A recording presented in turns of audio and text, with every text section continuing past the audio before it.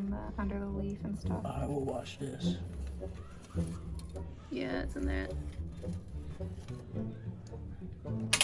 I mean, honestly, if you just want to leave that in there. Yeah. She just like runs out. Well, usually when you hit their hide, they kind of make a wobble, and you can kind of tell where they're at. Just see if you can see her to make sure she's in there before we just like walk away. That was so easy. Hello. You know when I said work smarter, not harder? Check this out.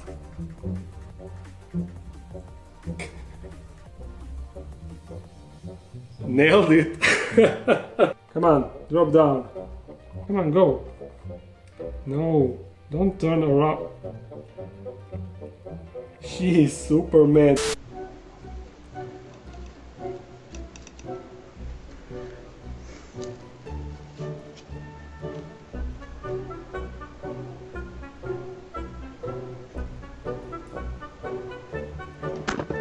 Fucking hell, that made me jump.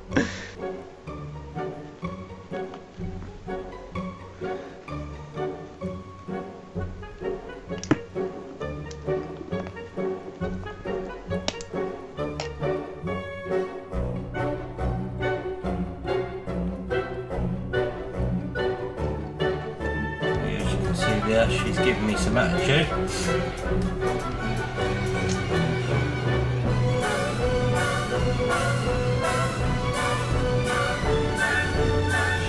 Gone down. Oh, she's coming back out. Yeah. Okay, look at her. She is giving me a threat posture.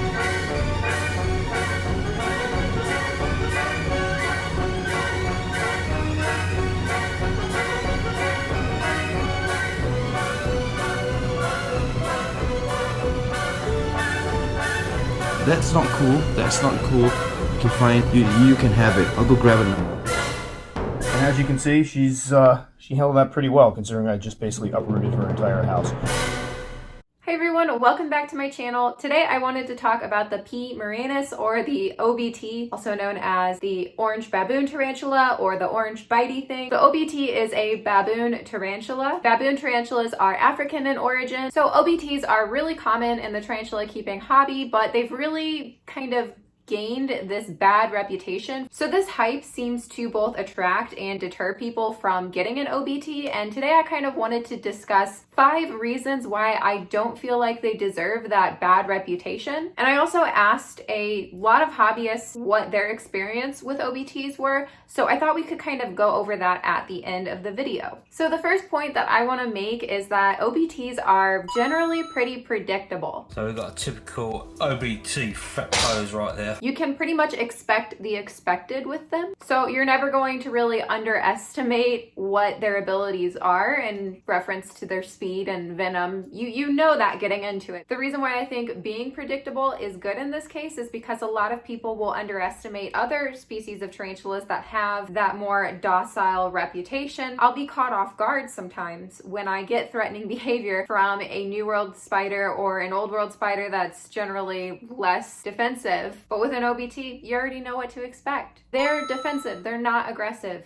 Like all tarantulas, they're not going to come at you for no reason, completely unprovoked. So really, the only times you need to worry about the defensive behavior is generally during rehousing. But like I said, predictably, you can guess that an OBT is going to display some threatening behavior. However, it's just not something they're going to do without a reason why. The next point I want to make is that their first instinct is going to be to hide. If you provide like an adequate hide in their enclosure, that's where they're going to retreat when they feel threatened. They're not generally going to come up and just threat pose you. Now I'm sure there's some spiders that might do that, but generally that's not going to happen, and that's not most people's experiences with OBTs, at least not mine anyway. Mine is very reclusive and very skittish. It's really difficult to even get photographs of mine because as soon as I remove the lid, she always just retreats into her hide.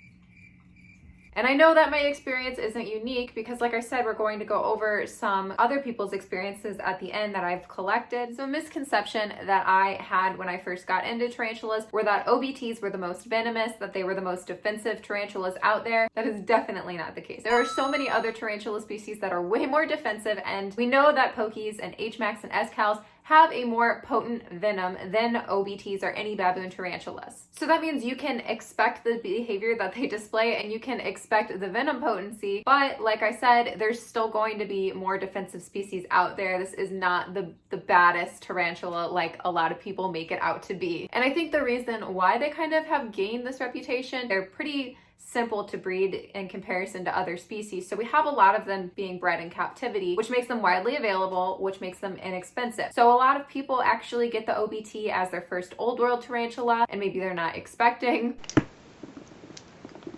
the capability of some old world tarantulas, I don't know. But I also know a great deal of people who have went and got OBTs as their first tarantula, which I personally would not do, but I do know a lot of people who have done that. And yeah, if I had just got my first tarantula and it was an OBT and I saw that behavior, I would probably be scared too and hype it up. So like, I get it, but I think that's why they have this bad reputation compared to other tarantulas that really bring the attitude even more so than an OBT. And so the number one reason why I feel like they don't deserve this bad reputation is because every tarantula specimen varies. It's not really completely up to species. You're gonna have some wild Brachypelma. You're gonna have some docile OBTs. That's kind of how it goes. Now, don't underestimate OBTs. Like I said, you kind of need to expect that attitude, but you might be surprised that the OBT you get isn't displaying that defensive behavior like you were expecting. She is giving me a threat posture. But you do need to remember that tarantulas' attitudes can change with their molts, and as they grow from molt to molt, they can have different behaviors. They can display more defensive behaviors between one molt to another, or one might just be really docile and completely not deserve that reputation at all. Of course,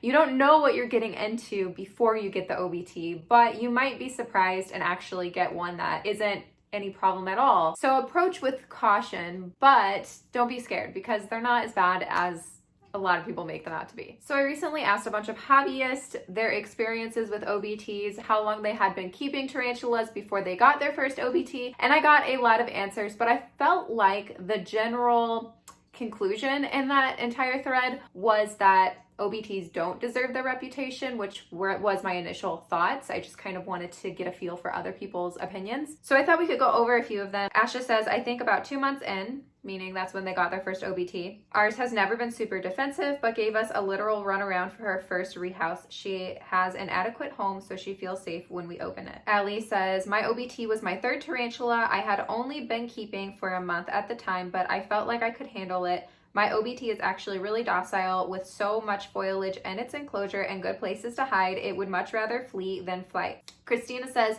I think we were keeping for 2 years before we got our first. Honestly, they aren't much different than most other old world species. Debbie says, I got mine 4 months after I started keeping. I've never had a threat pose from her, not even during rehousing. She is way more mellow than some of my beginner New World teas. Christy says, about a month after my first is when she got her OBT. I got 6 slings. One is an OBT, calm as hell, and I found that odd, then molted and turned super crazy. Haha, it bolts around its enclosure so fast. It's crazy, but super cool. Colby says, I was keeping a month. They are really not that bad compared to most other old worlds. I think they get a bad reputation because of how many people get them as their first and then they don't know what to do about its speed. Andrew says, I decided to get an OBT as my first tarantula mainly to see if they lived up to the negative stigma.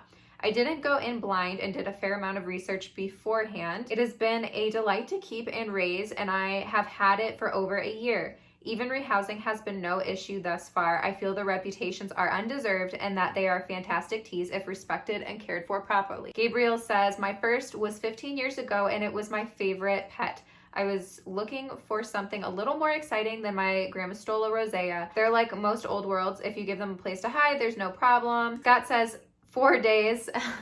4 days of keeping, I'm assuming, before they got an OBT. I had 5, but my largest female passed. She used to hiss at me. All of the others are super chill and so easy to look after. Aaron says they are pretty chill. They hide before throwing a defensive posture and it's fine. Good eater and pretty. I waited about a year. Jake says I waited probably 8 months and I had only New World until that point. So it was his first Old World. I got mine as a sling, which I believe has eased me into their behaviors. It requires the second least maintenance of my 12 different species, the least being P. muticus. Mine doesn't really live up to the hype. It spends most of its time in its web sack that it made in the corner since its last rehouse. Sarah says they're not nearly as bad as some people make them out to be. I have a sling and an adult female. I'm 3 months into the hobby. I felt comfortable getting into Old Worlds early on. The sling is bolty, as they tend to be, but not aggressive.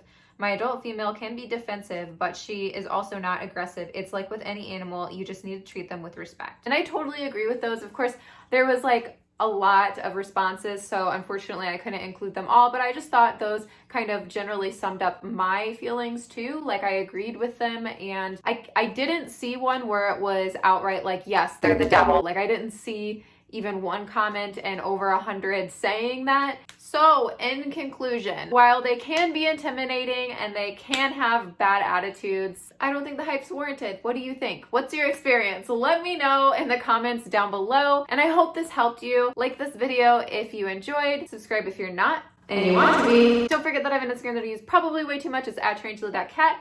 You can go follow me there. I also have a Patreon linked down below, and I will see you guys soon.